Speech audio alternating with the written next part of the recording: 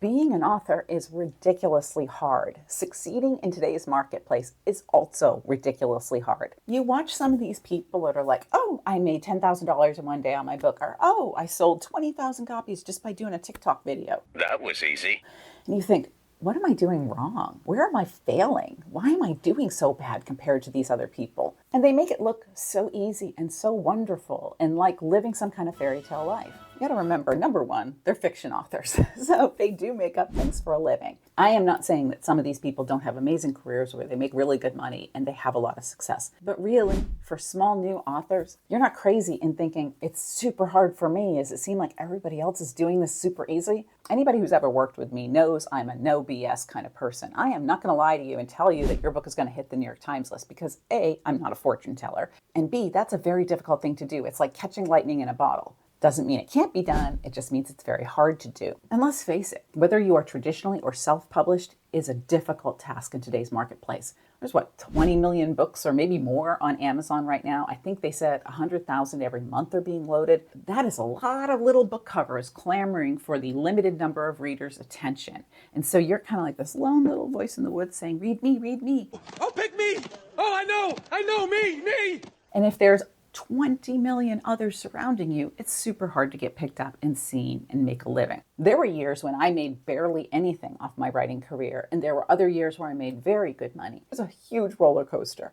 I definitely don't recommend it for the weak of heart. And I've always had, as I talk about in the video where I talk about how to make money as a writer, other writing baskets to put my eggs in because I wanted to keep my income relatively steady. The market is incredibly saturated right now. And if you pick a genre that has recently blown up like fantasy, you're moving into an even more saturated market because everybody all of a sudden is chasing the same dog's tail trying to make money in this industry. What we have in front of us now is like option overload. There's way too many books to choose from. And it's really hard. If you don't already have like a personal recommendation from a friend, or there's a big advertising campaign, or it's an author that you already know you're going to love, it is hard for readers to pick that next book.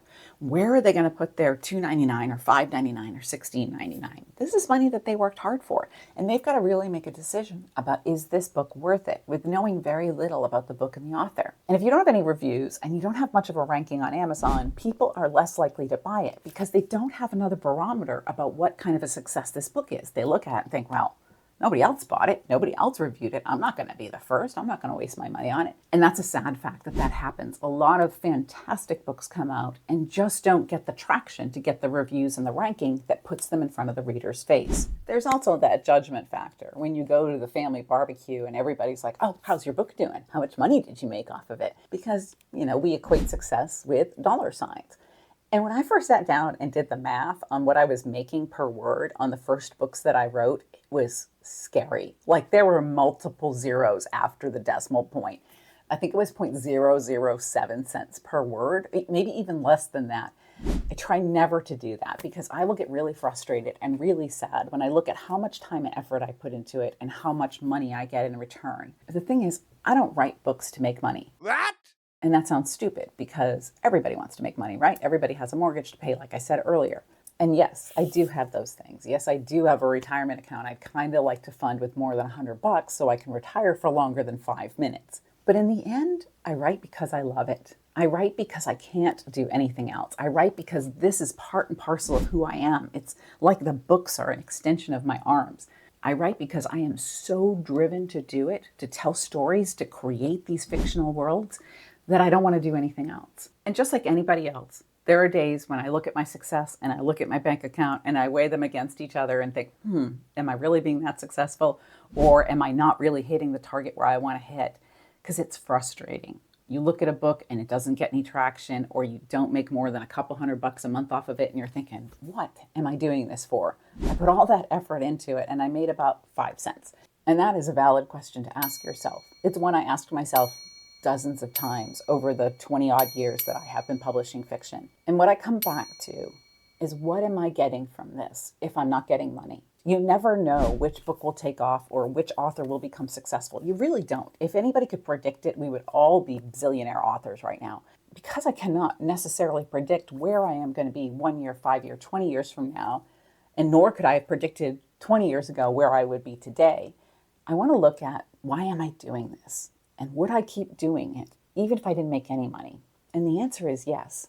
I am doing it because there are those people that write me an email that said they were going through chemotherapy and they read my book and it made them laugh. I keep doing it because I create a world on the page where people overcome the challenges in their life. And I like that. I like seeing that. It gives me a catharsis and a personal satisfaction that doesn't come attached to a paycheck. If you're looking at your numbers and you're feeling frustrated, or maybe you're terrified to even publish that first book because you're like, wow, that doesn't sound so good, does it? Then I want you to ask yourself, why am I writing? Why do I feel this drive to write? What am I doing it for? And am I willing to put in the work to become the kind of author that people talk about? Because the only way to get to that point is to become better with every single book you write, to deliver an experience worthy of the reader's investment. If you do that, then you know you have done the best possible job by that story, and that you can take pride in. Granted, you can't take pride to the bank. I get that. But if you can deliver an amazing story, people will talk about it. If you deliver a subpar story, frankly, people will not talk about it. I don't want you to feel discouraged by this, though, because everybody had a learning curve.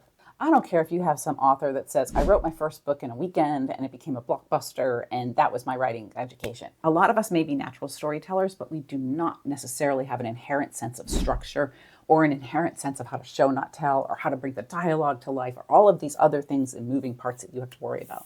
Everybody put in the hours and the work to be better with every single word. So ask yourself, am I willing to do the work? Am I willing to write the 10 books in 8 years that keep getting rejected in order to get to where I want to be? And am I willing to adapt and grow in my craft every single day? Because you have to. You have to become better. You have to become stronger, because that is what makes it worth the reader's investment of time and money in your book. Being a small author is hard. There is no way around it. It absolutely is hard. Your playing small does not serve the world. There is nothing enlightened about shrinking so that other people won't feel insecure around you. But there are ways to make it work for you. There are ways to carve out a living in this industry, and there are ways to be successful. It starts with having a quality product, and it starts with continuing to write. If you're stuck or you're terrified of writing, the only way out of that is to write. You absolutely have to put a book on the page in order to sell a book. And the only time you actually fail at this is not when you get a rejection letter. It's not when you get a 1-star review. It's not when you make 32 cents on Amazon. The only time you fail at this is when you quit. So don't quit. Keep going, keep improving, keep adapting and growing, and keep writing the stories that people need to hear. Become better every single day, and you will create a book that readers can't wait to buy. And then your small author career will begin to grow into a much bigger author career. It is possible. I've done it. I know dozens of other authors that have done it. And it will wax and wane, and you will have hard days, and you will have days when you think, what am I doing here? But in the end, telling that story will be worth it. I worked my butt off, to be honest, to get there. I did not just have magical fairy dust sprinkle on me and all of a sudden everything was great. And I continue to work my butt off every single day. The only way I can change those circumstances is by continuing to show up at the page. And that is the same for you. And if you want more on how to write an amazing book, just keep on watching the videos in this playlist, particularly this one here, because it will show you the things that the successful authors do a little bit differently so that you can get a little bit further along on that journey.